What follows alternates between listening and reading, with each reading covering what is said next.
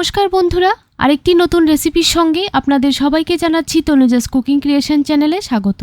আশা করছি আপনারা সবাই ভালো আছেন। আজকে আপনাদের সঙ্গে সুজির প্যানকেক রেসিপি তৈরি করে দেখাবো। খুবই সহজে কিভাবে east, baking powder, baking soda ছাড়া এত স্পঞ্জি এবং নরম তুলতুলে সুজির প্যানকেক তৈরি করা হয় সেই পদ্ধতিতেই তৈরি করে দেখাবো। খেতে ভীষণ মজাদার হয়, বাচ্চা থেকে বড় সবাই খেতে ভালোবাসবে। তাহলে চলুন রেসিপিটি দেখে নেওয়া যাক। ভিডিওটি ভালো লাগলে চ্যানেলটিকে সাবস্ক্রাইব করে নোটিফিকেশন বেল বাটনটি অবশ্যই অন করে রাখবেন আর অল অপশনটা ক্লিক করতে ভুলবেন না। তো দেখুন, এখানে আমি একটা বাউল নিয়ে নিলাম। বাউলের মধ্যে দুটো ডিম ভেঙে দিয়ে দিলাম। এবার হাফ কাপ দিয়ে দিলাম চিনি। চিনির পরিমাণটা অবশ্যই আপনারা বেশি বা কম করে নিতে পারেন, টেস্ট অনুযায়ী বুঝে দিয়ে দেবেন। এবার একটা হ্যান্ডউইচ বা কাঁটা চামচের সাহায্যে ভালোভাবে ডিম এবং চিনিটাকে ফেটিয়ে নিতে হবে। যতক্ষণ না পর্যন্ত চিনিটা ডিমের সঙ্গে গুলে যাচ্ছে ততক্ষণ মিশিয়ে নিতে হবে। তো দেখুন, ভালোভাবে মেশানো হয়ে গেছে। এবার এখানে আমি অ্যাড করে দিচ্ছি হাফ কাপ সুজি। সুজিটা দিয়ে দিলাম। এবার ভালোভাবে নাড়াচাড়া করে মিশিয়ে নিচ্ছি। প্রায় 1 থেকে 2 মিনিট সময় এইভাবে মেখে নিতে হবে। তো দেখুন, ডিমের সঙ্গে খুব ভালোভাবে সুজিটাকে মিশিয়ে নিয়েছি। এবার 1 কাপ নিয়ে নিলাম ময়দা। ময়দাটাকে ভালোভাবে চেলে নিয়েছি। এবার হাফ কাপ ময়দা দিয়ে দিলাম। পুরোটা ময়দা একেবারে দেবেন না, অল্প অল্প ময়দাটা দিয়ে ভালোভাবে মিশিয়ে নিতে হবে।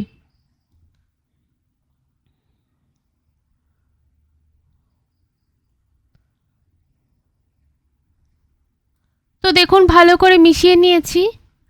এবার অ্যাড করে দেব অল্প একটু নুন।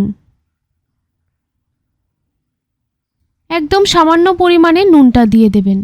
নুনটা দেবার পর ভালো করে মিশিয়ে নিচ্ছি।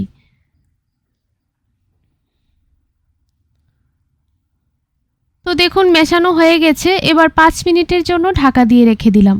তাহলে সুজিটা খুব ভালোভাবে ফুলে যাবে। 5 মিনিট হয়ে গেছে, ঢাকনাটা তুলে দিলাম। তো দেখুন, খুব ভালোভাবে সুজিটা ফুলে গেছে।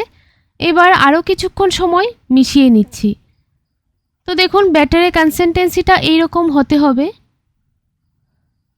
এবার লাস্ট পর্যায়ে দিয়ে দেব ইনো।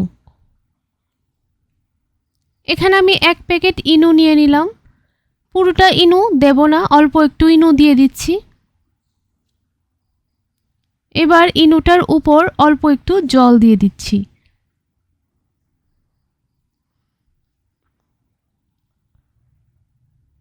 এবার ভালোভাবে সুজির ডোটার সঙ্গে মিশিয়ে নিচ্ছি।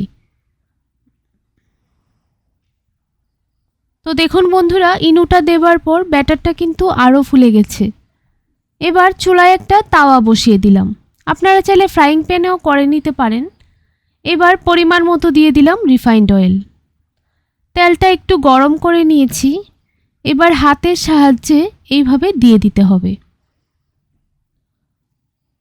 এক এক করে আমি সবগুলি সুজির প্যানকেক দিয়ে দিচ্ছি। আপনারা তেলটা দেখে বুঝতে পারছেন যে তেলটা কতটুকু গরম হয়েছে। খুব বেশি তেলটা গরম করবেন না, তাহলে সুজির প্যানকেকগুলি পুড়ে যাবে। চুলার আঁচটাকে লো টু মিডিয়ামে রেখে ভালোভাবে কেকগুলিকে ভেজে নেব। এইভাবে ঝটপট সুজির প্যানকেক তৈরি করে কিন্তু আপনারা সন্ধেবেলার টিফিনে বা বাচ্চাদের স্কুলের টিফিনেও দিয়ে দিতে পারেন। তো দেখুন, কিছুক্ষণ পর উল্টিয়ে পাল্টিয়ে ভালো করে কেকগুলি ভেজে নিচ্ছি। কালারটাও কিন্তু খুব সুন্দর এসেছে।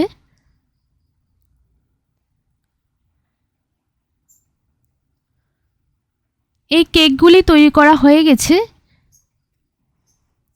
এগুলি নামিয়ে নেব।